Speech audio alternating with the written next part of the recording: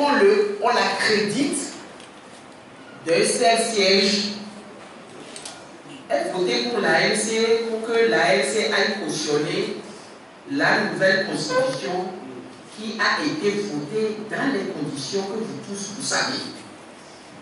Et qui a été, lorsque cette aventure, le RPT a décidé de commencer cette aventure du régime parlementaire, moi ça faisait longtemps, je n'ai pas vu le peuple togolais aussi unanime à rejeter. Je parle d'unanimité parce que le rejet de la Constitution a été, mais on va dire, imparable.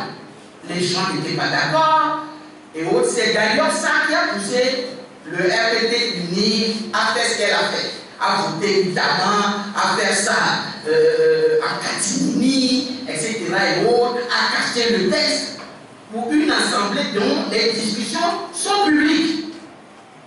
Personne n'a eu ce texte-là. Moi, je l'ai cherché par tous les moyens.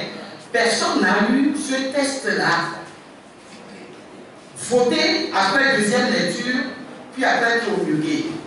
Nous l'avons eu que lors de la publication du journal officiel. Les travaux préparatoires de l'Assemblée et autres, personne n'a eu ce texte. Et vous le savez très bien. Mais on sait que le peuple togolais a été, en cas d'assaut, large majorité, avait rejeté ce texte et les conditions dans lesquelles le texte a été mis. Alors, ce peuple qui a rejeté ce texte, nous allons trahir sa confiance en refusant d'aller siéger à une assemblée qui cautionne un tel texte. Qui fonctionne sous l'égide. Ça n'a même pas de sens. Moi, j'estime que c'est en allant siéger que nous aurons trahi la confiance de ceux, je le dis encore, de ceux qui auraient voté pour l'ANC pour qu'on l'accrédite d'un seul siège.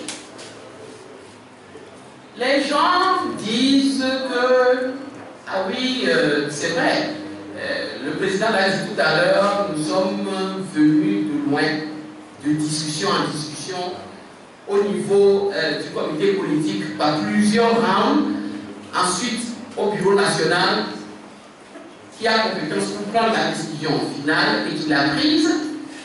Ça veut dire qu'il y a eu des débats au sein même de l'ANC. Et s'il doit y avoir des débats, ça voudrait dire que des gens ont pensé qu'il fallait aller à l'Assemblée. D'autres ont pensé qu'il ne fallait pas y aller. Les débats ont eu lieu. Ceux qui pensaient qu'il fallait aller ont développé leur position. Ceux qui pensaient qu'il fallait, il ne faut pas y aller, ont développé leur position. Et les raisons qui ont emporté, vous le savez, c'est ça qui a donné la décision qui a été donnée. On pourrait dire, à l'unanimité, on pourrait dire que ce problème de siéger ou de ne pas siéger à l'Assemblée nationale, c'est comme on dit à Amina, permettez-moi, on m'a dit pas planido, ma planido. Ça veut dire, vous l'aurez pris, c'est un problème, vous ne voulez pas, c'est un problème. Mais à l'ANC, le bureau national a décidé de ne pas porter cette fiduciaire parce qu'elle est complètement en contradiction avec. Parce que nous sommes un parti d'opposition. Vos collègues, enfin, journalistes, qui avaient l'habitude sur les radios, dans vos émissions, de poser à des propositions contre les Togolais. J'ai entendu dire ça à plusieurs reprises dans les émissions. Opposition au Palais Togo. Je crois qu'à partir de cette position de l'AS, il faut comprendre qu'il existe une opposition au Togo et une opposition qui ne siégera pas dans les conditions comme ça à cette assemblée pour aller cautionner une véritable forfaiture. Voilà pourquoi nous estimons que nous n'avons trahi aucun peuple. Bien au contraire, nous avons été cohérents avec notre position de rejet de cette constitution-là qui a été votée dans des conditions alambiquées et qui a été rejetée à l'unanimité par le peuple togolais. Et donc, l'ANC ne siégera pas à cette Assemblée nationale et assumera les conséquences de ce choix.